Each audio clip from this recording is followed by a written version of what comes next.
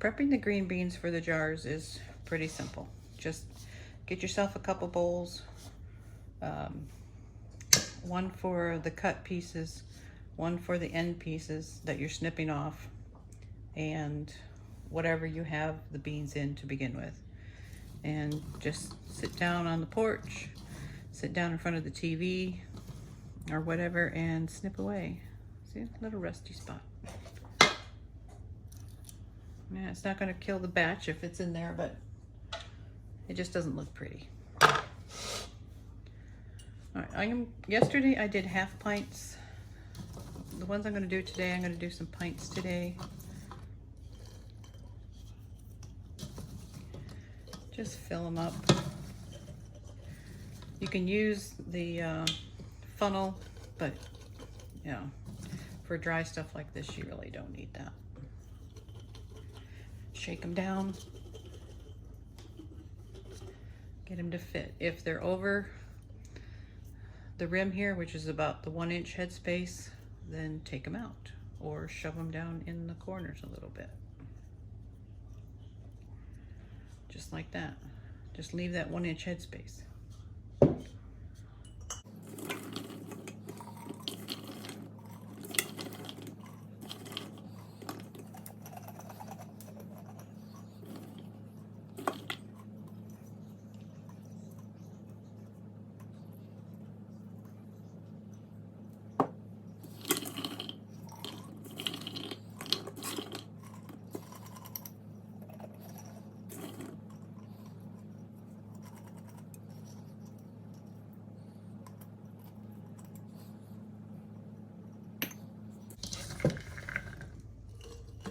I am doing a cold pack. The vegetables are cold or at room temperature. These are chilled because I just took them out of the fridge.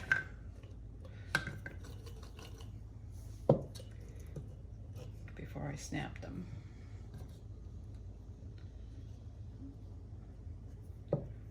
It's a rusty piece there.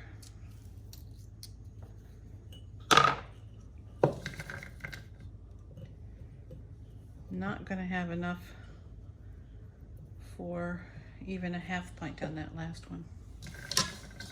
I don't think. Maybe I will. Just enough.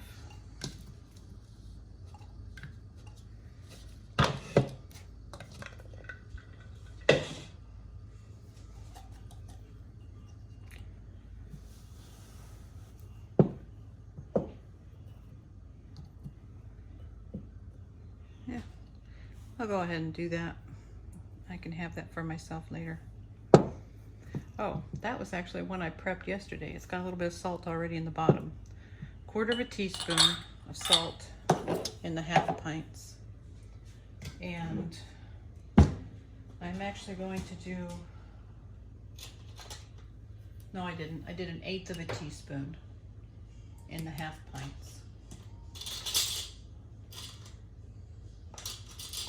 And actually that is what I'm going to do in here. I don't like a lot of salt in my vegetables. Salt isn't even necessary. But I'm going to, just for a little bit of flavor, just a scant 1/8 teaspoon, not over.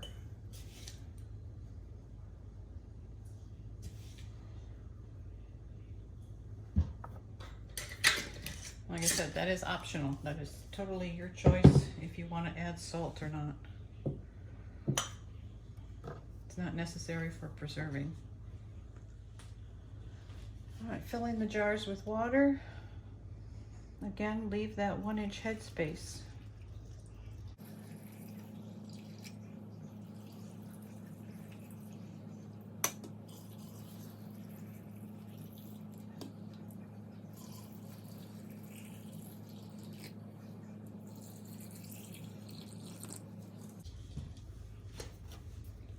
Debubble.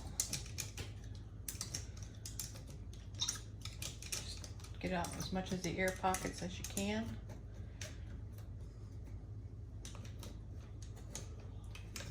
You'll find that you probably have to add more water after you get the air bubbles out.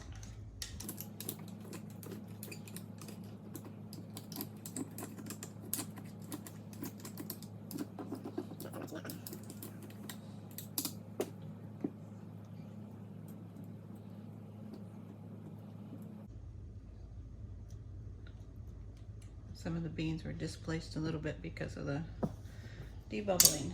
Just going to adjust. Top off your water if need be.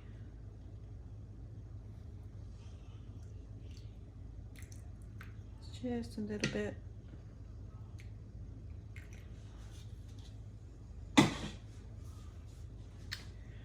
And then got lids.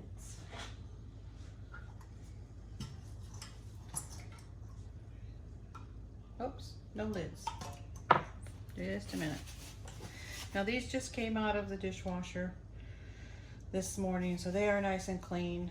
There's no grease or anything, it's just water and the green beans that touched the rim. But as a safety precaution, and you want a good seal, wipe down the lid, the rims with some vinegar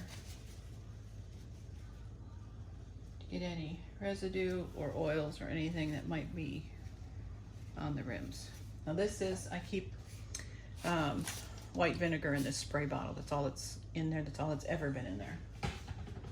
Just makes it easy for this and cleaning up around the kitchen. I use a lot of vinegar for cleaning, sterilizing. I spray it in the sink and that after I'm done washing. I use it to rinse off vegetables and fruit, even apples. Spray the white vinegar on there, let it sit for a few minutes, and then rinse it off.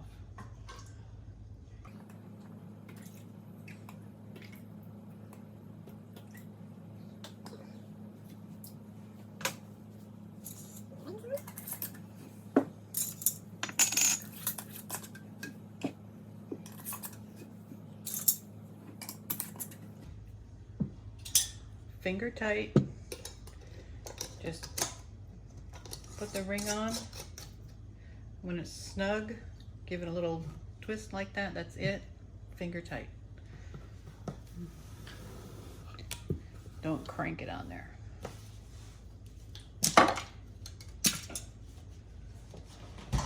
Alright, as for the cooker, put this in the bottom. And then you're going to add about 4 to 5 cups of water.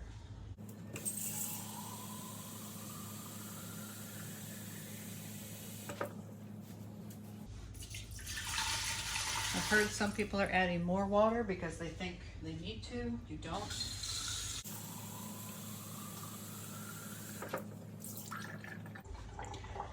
Especially on the short runs like this is only going to be 20 minutes, so you're actually going to have a lot of water left over.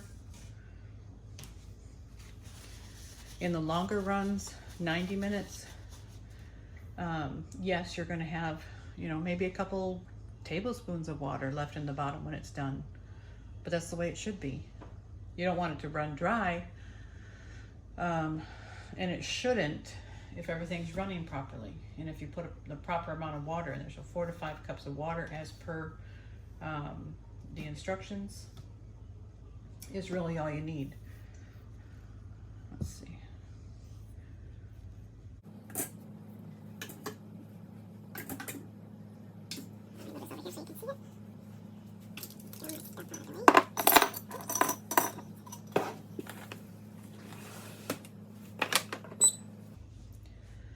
Alright, so again, there's about 4 or 5 cups of water in here. That comes up, I don't know, comes about an inch up the side of the jars. So there's about 2 to 3 inches of water in the pot as it is. Can you see that? There we go. That's it. Gonna process these for 20 minutes. Put this on exhaust. Set that to exhaust. And when you do that, lock your lid. I have been known to not lock the lid, at least twice. Luckily, I caught it. One time it was pressure canning, and I caught it while it was still winding. It hadn't started yet. Darn it, I had to redo that. Can't believe my phone is full. I need to get rid of some videos. All right, so anyway, setting the timer. These are green beans. I've got 4 pints and 1/2 pint. It's going to be 20-minute processing time. You're going to press high. You're going to press time, and you're going to set the time, which is 20 minutes, and you're going to press start. Now this is going to start winding down. What you're doing right here at this time is building up some pressure and building up heat. And when it gets to a certain point, it will begin the E10 countdown, so just be patient. You'll see the E10 displayed on here. It could take 10 to 15 minutes. Now this is going to depend on, that time varies, because if you're putting cold product in here and cold water, it's going to take longer than if you're doing a hot pack method. So when you're putting, you know, hot vegetables, hot jars in here, and hot water in the bottom, it's not going to take as long. So this is definitely going to take a little bit longer than normal, than doing the hot pack. Anyway, it will beep when it hits the E10, and it begins the E10 countdown. So the E10 countdown doesn't always take 10 minutes. Sometimes it'll do its thing and start before that. Depends on, again, the pressure and the heat inside. It may not take the whole 10 minutes to do the E10. And anyway, so it will beep when it begins the E10. It'll beep again when the E10 is done and it starts to pressure can. And at that time, when the E10 countdown is done, that's when you flip the valve on the top to airtight. Now my valve on the top is black. That's because I'm in Florida and I'm at a lower elevation. If you are at the higher elevation, and I can't tell you right now what it's supposed to be, but if you're at a higher elevation, you will want to use the green weight on the top. All right, so the E10 countdown is done. I'm going to flip the switch to airtight. And in a moment, when the pressure builds up, this will begin the 20-minute countdown. It's fast.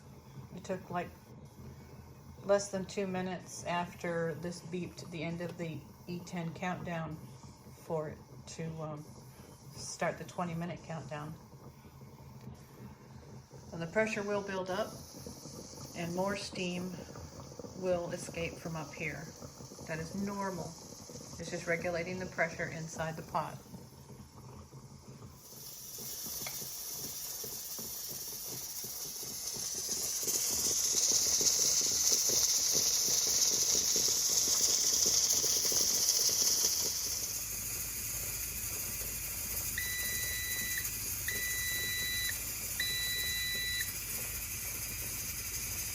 Alright, so the 20 minutes is over.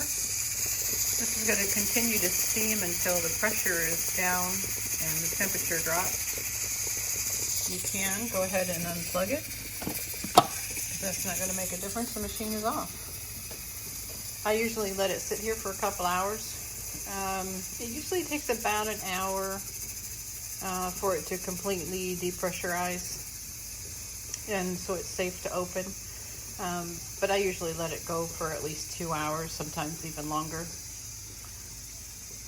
And I'll be back when I open it up.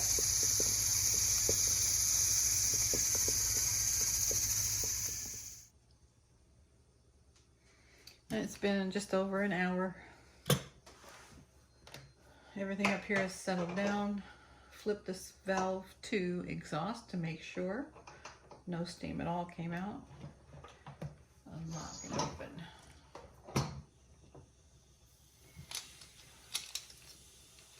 You can hear the siphoning.